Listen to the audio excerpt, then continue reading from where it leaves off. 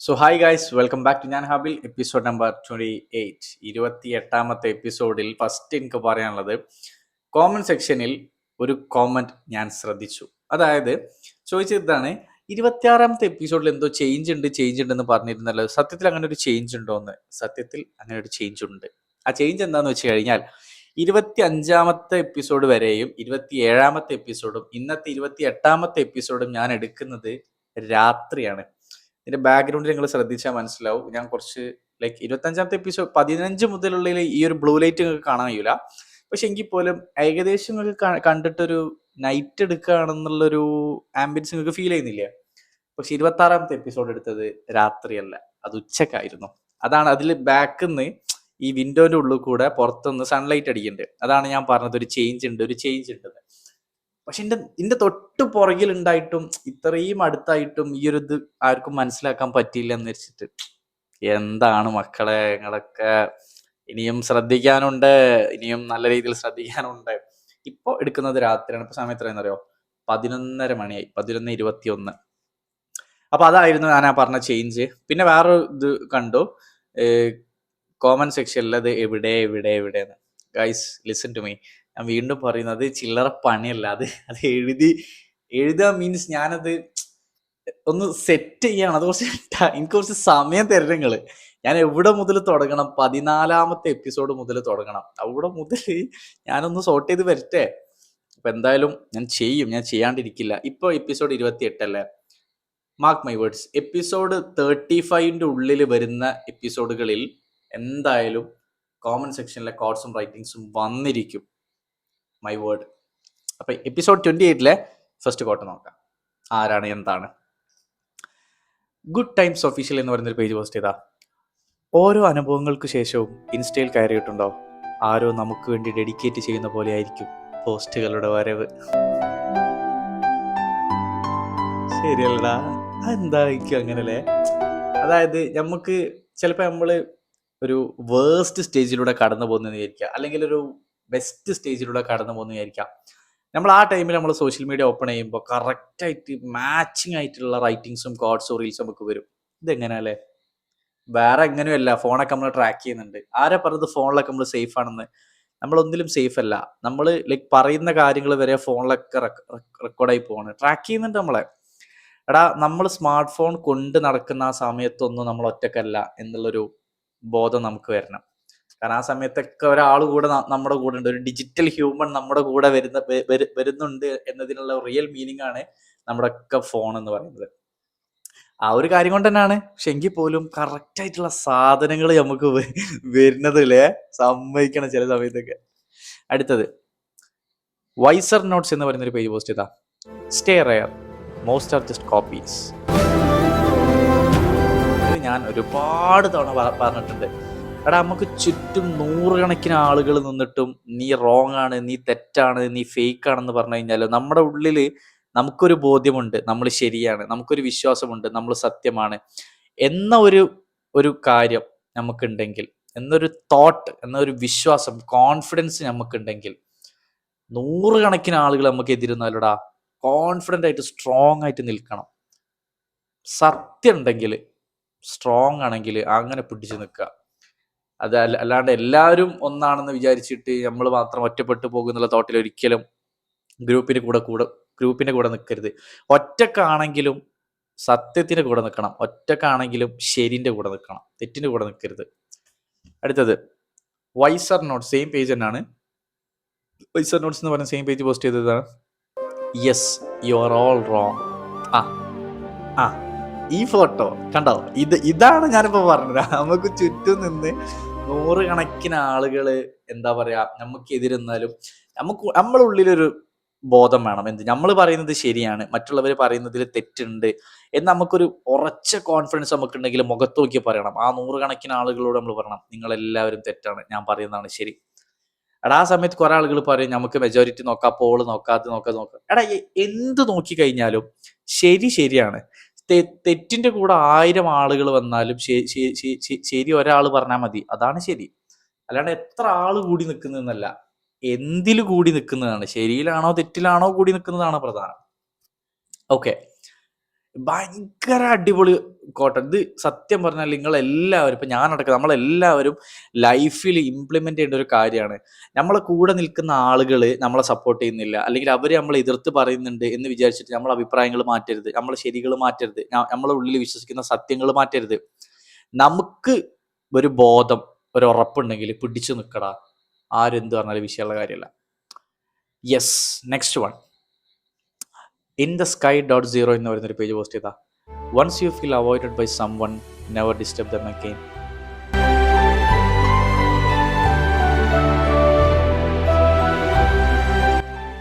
Like എല്ലാവരും വളരെയധികം അറിഞ്ഞിരിക്കേണ്ട ഒരു കാര്യം തന്നെയാണ്. നമ്മൾ ആരെങ്കിലും ഒരാൾ അവോയ്ഡ് ചെയ്ത് കഴിഞ്ഞാൽ പിന്നെ നമ്മൾ അവിടെ കയറി ചെല്ലാനോ അല്ലെങ്കിൽ അവരുടെ അടുത്തേക്ക് വീണ്ടും ആ പഴയൊരു ഫ്രീഡം എടുക്കാനോ നമ്മൾ നിൽക്കരുത്. കാരണം നമ്മൾ ആ സ്പേസിലില്ല. അതായത് അവോയ്ഡ് ചെയ്യാന്ന് പറഞ്ഞാൽ ലൈഫ് ലോങ് അവോയ്ഡ് ചെയ്യുന്ന ഒരു രീതിയാണോ, അല്ലെങ്കിൽ ഒരു പ്രത്യേക സിറ്റുവേഷനിൽ മാത്രം നമ്മൾ അവോയ്ഡ് ചെയ്യുകയാണെന്നൊക്കെ മനസ്സിലാക്കാനുള്ള ഒരു ബോധം നമുക്കിവിടെ വേണം. കാരണം എല്ലാവരും എല്ലാ സമയത്തും ഒരേ സിറ്റുവേഷനിലോ ഒരേ മൂഡിലോ ആവില്ല. ചിലപ്പോൾ ആ സമയത്ത് അവർക്ക് ആരോടും സംസാരിക്കാൻ ഒരു താല്പര്യം ഇല്ലെങ്കിൽ ആ സമയത്ത് അവർ നമ്മളെ അവോയ്ഡ് ചെയ്യാം. എന്ന് വെച്ചിട്ട് ചിലപ്പോൾ ലൈഫ് ലോങ് അവർക്ക് നമ്മളെ വേണ്ടാന്നല്ല അർത്ഥം.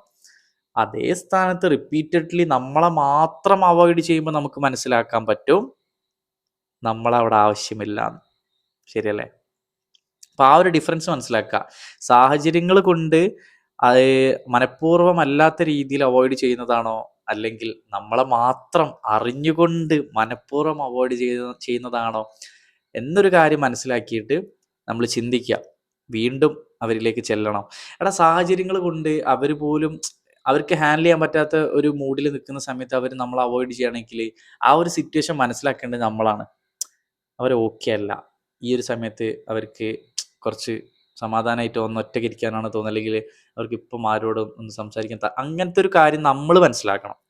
അല്ലാതെ ഒറ്റയടിക്ക് എന്ത് ചെന്ന് കയറുമ്പോഴത്തേന് നമ്മൾ അവോയ്ഡ് ചെയ്തെന്ന് പറഞ്ഞിട്ട് അപ്പം തന്നെ ഞാൻ ഒരു ലൈഫിലേക്ക് പോകണില്ല, അവൻ ആരെന്നെ അവോയ്ഡ് ചെയ്യാൻ, ആ ഒരു മൈൻഡ് സെറ്റ് അല്ല ഞാൻ പറഞ്ഞത്. ചില ആളുകൾ ചില സാഹചര്യങ്ങൾ കൊണ്ട് അവർക്കൊരു സമാധാനമായിട്ട് ഇരിക്കാനോ അല്ലെങ്കിൽ ആ ഒരു മൂഡൊന്ന് ഹാൻഡിൽ ചെയ്യാനോ ചിലപ്പോൾ അവർക്ക് ഒറ്റയ്ക്ക് ഇരിക്കണം തോന്നും. ആ സമയത്ത് അവോയ്ഡ് ചെയ്യുന്നത് നമ്മൾ മനസ്സിലാക്കണം. അതേ സ്ഥാനത്ത് മറ്റുള്ളവരെ കൂടെ പോകുമ്പോഴൊന്നും ഒരു പ്രശ്നമില്ല, മറ്റുള്ളവരെ കൂടെ ഒക്കെ നടക്കുന്നുണ്ട്, യാതൊരുവിധ കുഴപ്പങ്ങളോ ഒന്നുമില്ല, ഫുൾ ഹാപ്പിയാണ്, ജോളിയാണ്, ചില്ലാണ്. നമ്മൾ ചെല്ലുമ്പോൾ മാത്രം നമ്മൾ അവോയ്ഡ് ചെയ്യുക, അപ്പം മാത്രം പ്രശ്നങ്ങൾക്ക് വരികയാണെന്നുണ്ടെങ്കിൽ അവിടെ വെച്ച് നമുക്ക് മനസ്സിലാക്കാം അവിടെ നമുക്ക് സ്ഥാനമില്ല, അവിടെ നമ്മൾ മാറാൻ ടൈം ആയിട്ടുണ്ട്. യെസ്, അതൊരു വലിയ സത്യമാണ്. അടുത്തത് wiser notes and the wiser app എന്ന് പറയുന്ന 2 പേജും കൂടെ തമ്മിൽ കൊളാബ് ചെയ്ത് പോസ്റ്റ് ചെയ്തതാണ്. Always choose to sit where you are valued, considered and respected. Yes, നമ്മളൊക്കെ ലൈഫിൽ ആക്സെപ്റ്റ് ചെയ്യേണ്ട ഒരു കോട്ടാണത്. നമ്മളെ എവിടെ വാല്യൂ ചെയ്യുന്നു, നമ്മളെ എവിടെ പരിഗണിക്കുന്നു, നമ്മളെ എവിടെ ബഹുമാനിക്കുന്നു, ആ സ്ഥലങ്ങളിലാണ് നമ്മൾ ഇരിക്കേണ്ടത്. നമ്മളെ വാല്യൂ ചെയ്യാത്ത, നമ്മളെ പരിഗണിക്കാത്ത, നമ്മളെ അപമാനിക്കുന്ന സ്ഥലത്ത് നമ്മൾ ഇരിക്കേണ്ട യാതൊരു കാര്യമില്ലടാ. അവിടെ അത് നമ്മളെ സ്പേസ് അല്ല. നമ്മൾ ഇരിക്കുന്ന സ്ഥലത്ത് നമുക്കൊരു വാല്യൂ ആണ്. അതായത് നമ്മളെ തലയെ കയറ്റി വെക്കണം എന്നല്ല, ഒരു ബേസിക് ഹ്യൂമണ് കൊടുക്കുന്ന ഒരു വാല്യൂ, ഒരു ബേസിക് ഹ്യൂമണ് കൊടുക്കുന്ന ഒരു കൺസിഡറേഷൻ, ഒരു റെസ്പെക്റ്റ് ഉണ്ട്. അതായത് കാണുമ്പോൾ തന്നെ എണീറ്റ് നിൽക്കുക, സല്യൂട്ട് അടിക്കുക, ആ റെസ്പെക്റ്റ് അല്ല, ഒരു ബേസിക് ഹ്യൂമണ് കൊടുക്കേണ്ട റെസ്പെക്റ്റ് ഉണ്ട്. അതുപോലും തരാത്ത ഇടങ്ങളിൽ ഒരിക്കലും ചെല്ലരുതടാ. ലൈഫിൽ നിങ്ങൾ അക്സെപ്റ്റ് ചെയ്യേണ്ട വലിയൊരു ഫാക്റ്റ് ആട്ടത്. അങ്ങനത്തെ സ്ഥലങ്ങളിൽ ഒരിക്കലും നിങ്ങൾ നിൽക്കരുത്.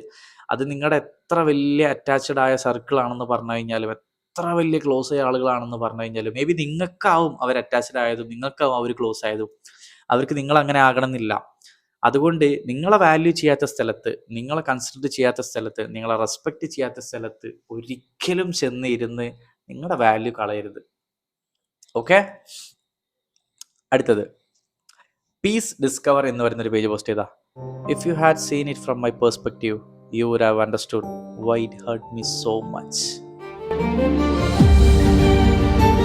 ശരിയല്ലടാ, എൻ്റെ പേഴ്സ്പെക്റ്റീവിലാണ് നിങ്ങളത് കണ്ടിരുന്നെങ്കിൽ നിങ്ങൾക്ക് മനസ്സിലാകുമായിരുന്നു അതെന്തുകൊണ്ടാണ് എന്നെ അത്രയും വേദനിപ്പിച്ചതെന്ന്.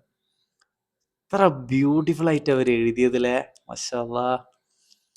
കാരണം നമ്മളെ സങ്കടം നമ്മൾ വേറൊരാളോട് പറയുമ്പോൾ അയാൾ ചോദിക്കും ചിലപ്പോൾ, ഇതൊക്കെ ഒരു സങ്കടമാണോ, ഇതൊക്കെ ഒരു പ്രശ്നമാണോ, എടാ അതൊരു പ്രശ്നമാണോ, അതൊരു സങ്കടമാണോ എന്ന് അയാൾക്ക് മനസ്സിലാകണം എന്നുണ്ടെങ്കിൽ അയാൾ നമ്മളെ സ്ഥാനത്ത് നിന്ന് നമ്മളെപ്പോലെ ചിന്തിക്കണം, നമ്മളെപ്പോലെ മനസ്സിലാക്കണം, നമ്മളെപ്പോലെ അനുഭവിക്കണം. ആ ഒരു സമയത്ത് മാത്രമേ നമ്മൾ അനുഭവിച്ച വേദന എത്രത്തോളം ഉണ്ട്, അല്ലെങ്കിൽ നമ്മൾ അനുഭവിച്ചു കൊണ്ടിരിക്കുന്ന വേദന എത്രമാത്രം ഉണ്ടെന്ന് അവർക്ക് മനസ്സിലാവുള്ളൂ. അല്ലാതെ നമ്മളിങ്ങനെ എന്താ പറയുക, വഴി പോകുന്ന എല്ലാവരോടും നമ്മളെ സ്റ്റോറി പറഞ്ഞിട്ടോ നമ്മളെ സങ്കടം പറഞ്ഞിട്ടോ പ്രയാസം പറഞ്ഞിട്ടോ ഒന്നും ഒരു കാര്യമില്ലടാ.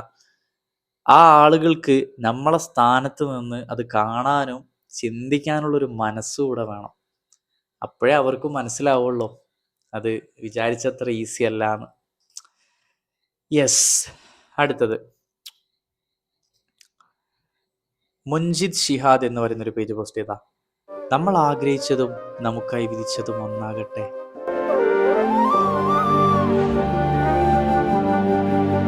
ഇൻഷാ അല്ലാ, അല്ലേ? അല്ലാതെ എന്ത് പറയാൻ. കുറേ മുൻപ് ഞാൻ വായിച്ചൊരു കോട്ടുണ്ട്, ഞാൻ കൊതിച്ചതും റബ്ബ് വിധിച്ചതും ഒന്നാകട്ടെ. അതിൻ്റെ വേറെ വേർഷൻ തന്നെയാണത്. ശരിയാണല്ലടാ. നമ്മൾ ആത്മാർത്ഥമായിട്ട് ആഗ്രഹിക്കുന്ന ഒരു കാര്യം അത് നമുക്ക് വേണ്ടി വിധിച്ചിട്ടുണ്ടെങ്കിൽ എന്ത് രസാവൂലേ. മാഷാ അല്ലാ.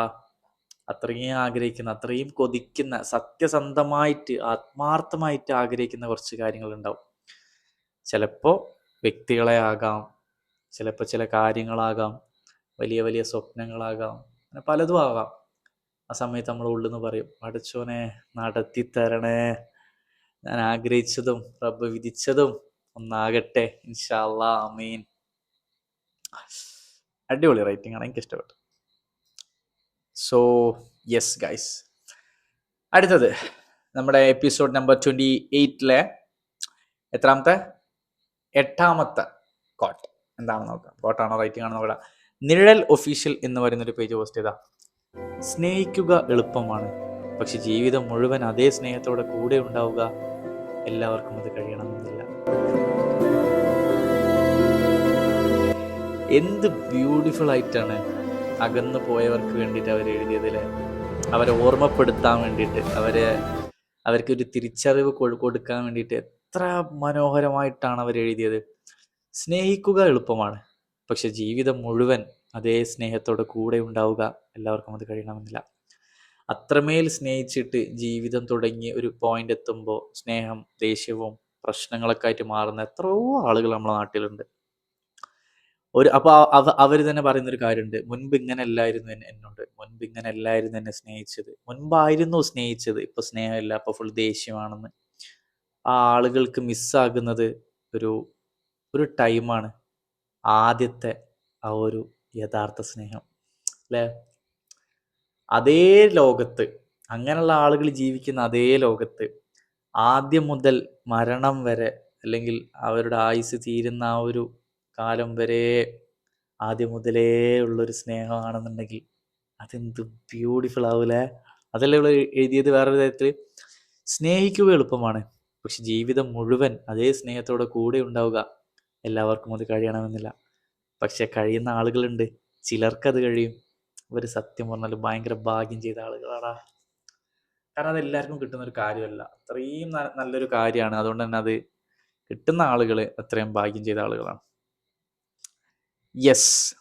അടുത്തത് നിഴൽ ഒഫീഷ്യൽ, വീണ്ടും സെയിം പേജ് തന്നെ പോസ്റ്റ് ചെയ്ത ഒരു റൈറ്റിംഗ് ആണ്. എല്ലാവരും പോയതിനു ശേഷം ഒറ്റയ്ക്കിരിക്കേണ്ടി വന്ന നിമിഷങ്ങളാണ് ചിലരെ ശക്തരാക്കിയത്. വലിയൊരു സത്യമാണ്. നമ്മളെ കൂടെ ഉണ്ടായിരുന്ന എല്ലാവരും പോയി കഴിയുന്ന ഒരു സമയത്ത്, ലൈഫിൽ, ഒരു സാഹചര്യത്തിൽ മാത്രമല്ല, ലൈഫിൽ തന്നെ നമ്മൾ ഒറ്റക്കായി എന്ന് നമ്മൾ മനസ്സിലാക്കുന്ന ഒരു സമയം വരും. ആ ഒരു സമയത്ത് നമ്മളെ ഉള്ളിൽ നിന്ന് വരുന്നൊരു ധൈര്യമുണ്ട്, അല്ലെങ്കിൽ നമ്മളെ ഉള്ളിൽ നിന്ന് കിട്ടുന്ന ഒരു തിരിച്ചറിവുണ്ട്. ആ ഒരു സമയത്ത് നമ്മൾ മനസ്സിലാക്കുന്ന കുറേ സത്യങ്ങളുണ്ട്, ആക്സെപ്റ്റ് ചെയ്യുന്ന കുറേ റിയാലിറ്റീസ് ഉണ്ട്. ഇതൊക്കെ മനസ്സിലാക്കിയപ്പോഴറിയോ നമ്മളെ കൂടെ ഉണ്ടായിരുന്ന ആളുകളൊന്നും ഇല്ലാതാകുന്ന ഒരു പോയിന്റിൽ നമ്മൾ ഒറ്റക്കായി പോകും. ലൈക്ക് അവരൊന്നും എന്താ പറയുക, നമ്മൾ ഒഴിവാക്കി പോകും, അങ്ങനെയല്ല. ഇത് ഞാൻ പറയുമ്പോൾ തന്നെ മെജോറിറ്റി ആളുകൾക്ക് മനസ്സിലാവില്ല. കാരണം ചില പോയിന്റിൽ എത്തുന്ന സമയത്ത് നമ്മളെ കൂടെ 100 കണക്കിന് ആളുകൾ നമ്മളെ കോണ്ടാക്ട്സിലുണ്ടെങ്കിലും ഒരാളെ പോലും നമുക്ക് ഫീൽ ചെയ്യാത്ത ടൈം വരും. ഇപ്പം തന്നെ നിങ്ങൾ എടുത്ത് നോക്കി, നിങ്ങളെ ഫോൺ ജസ്റ്റ് ഒന്ന് എടുത്ത് നോക്കുക, നിങ്ങളുടെ ഫോണിലെ കോണ്ടാക്ട്സ് ഒന്ന് ഓപ്പൺ ചെയ്ത് നോക്കുക, എത്ര കോണ്ടാക്ട്സ് ഉണ്ടാവും? ഒരു 500 കോണ്ടാക്ട്സോ 1000 കോണ്ടാക്ട്സോ 2000 കോണ്ടാക്ട്സോ ഉണ്ടാവും. നിങ്ങൾ ഒന്ന് പതറി നിൽക്കുന്ന സമയത്ത് ഇതിൽ എത്ര പേരെ നിങ്ങൾ വിളിക്കും? നിങ്ങളെ ഫോണിൽ ഇപ്പോൾ ഒരു 5000 കോണ്ടാക്ട്സ് ഉള്ള ആളാണെന്ന് വിചാരിക്കുക, പോട്ടെ ഒരു 500 ആയാൽ മതി. നിങ്ങൾ എത്ര ആളെ വിളിക്കും? ഈ വിളിക്കുന്ന എത്ര ആളുകൾക്ക് നിങ്ങൾ പറയുന്നത് കേൾക്കാൻ ക്ഷമയുണ്ടാവും, സമയമുണ്ടാവും? ആ കേൾക്കാൻ സമയമുള്ള ആളുകളിൽ എത്ര പേർക്ക് നിങ്ങളെ മനസ്സിലാക്കാൻ പറ്റും? നിങ്ങൾ പറയുന്ന കാര്യങ്ങൾ അതേ രൂപത്തിൽ ആക്സെപ്റ്റ് ചെയ്യാൻ പറ്റും? ഉത്തരമുണ്ടോ? അതാ പറഞ്ഞത്, അത്തരം ചില സാഹചര്യങ്ങളിൽ നമ്മൾ ഒറ്റക്കായി പോകും. ആ ഒരു സമയത്ത് നമ്മൾ മനസ്സിലാക്കുന്ന കുറേ കാര്യങ്ങളുണ്ട്, നമ്മൾ ആക്സെപ്റ്റ് ചെയ്യുന്ന കുറേ സത്യങ്ങളുണ്ട്, തിരിച്ചറിയുന്ന ഒരുപാട് തിരിച്ചറിവുകളൊക്കെ ഉണ്ട്. എന്താല്ലേ? യെസ് ഗൈസ്, അപ്പോൾ നമ്മളെ episode number 28 last quote, last writing എന്താ നോക്കാം. നാസിർ ഡൂഡിൽ എന്ന് പറയുന്ന ഒരു പേജ് പോസ്റ്റ് ചെയ്താ, small steps make big impact. Yes, ഞാൻ ഇന്ന് ഏറ്റവും കൂടുതൽ വിശ്വസിക്കുന്ന ഒരു കോട്ടാണത്. സീരിയസ്ലി ഗൈസ്, ഞാൻ വെറുതെ പറയുന്നില്ല, ഞാൻ ഏറ്റവും കൂടുതൽ വിശ്വസിക്കുന്ന ഒരു കോട്ട് തന്നെയാണിത്. Small steps make big impact. ചെറിയ സ്റ്റെപ്പ് വലിയ മാറ്റങ്ങൾ കൊണ്ടുവരും. അതൊരു വലിയ സത്യം കേട്ടോ. നമ്മൾ ആ സ്റ്റെപ്പ് കണ്ടിന്യൂ ചെയ്ത് പോയിക്കൊണ്ട് നിൽക്കാം. നമ്മൾ എന്തൊക്കെ വന്നു കഴിഞ്ഞാലും ആ സ്റ്റെപ്പിന് നമ്മളൊരു ബ്രേക്ക് കൊടുക്കാതെ ആ ഒരു ചിലപ്പോൾ ബാക്കിയുള്ളവരൊക്കെ ചോദിക്കും എന്ത് കാര്യങ്ങൾ ഭയങ്കര ആ രൂപത്തിലൊക്കെ ഇപ്പോൾ നമുക്ക് തന്നെ മനസ്സിലാവും ചിലപ്പോൾ നമ്മൾ ചെറുതായിട്ടാണ് പോണതെന്ന്. പക്ഷെ ആ ചെറിയ സ്റ്റെപ്പ് വെച്ച് വെച്ച് വെച്ച് വെച്ച് വെച്ച് അതൊരു വലിയ റിസൾട്ട് നമുക്ക് തരും. അത് നിങ്ങളുണ്ടല്ലോ, ആ ചെറിയ സ്റ്റെപ്പ് ബ്രേക്ക് ചെയ്യാതെ കൊണ്ടുപോവുക എന്നുള്ളതാണ് നമ്മളെല്ലാവരുടെയും ഡ്യൂട്ടി. നിങ്ങൾ ഈ ഒരു കോട്ടിൽ അടിയുറച്ച് വിശ്വസിക്കണം കേട്ടോ. കാരണം നമുക്ക് സില്ലിയായിട്ട് തോന്നും ചിലപ്പോൾ ഈ കോട്ട്, ഇതൊരു കോട്ടാണെന്നൊക്കെ തോന്നും. പക്ഷെ ഇതിൻ്റെ ആഫ്റ്റർ എഫക്ട്സും ഇതിൻ്റെ റിസൾട്ടും നമ്മളെ ലൈഫിൽ തരുന്ന ചേഞ്ച് വളരെ വലുതായിരിക്കും. So believe in this quote. ഞാൻ വീണ്ടും പറയുന്നു, സംഭവം ഒരു 5 വേർഡ്സ് കൊണ്ട് എഴുതിയ ഒരു ചെറിയ ലൈനാണ്, പക്ഷെ 1.5 ലൈനാണ്, 1.5 റൈറ്റിംഗ് ആണ്.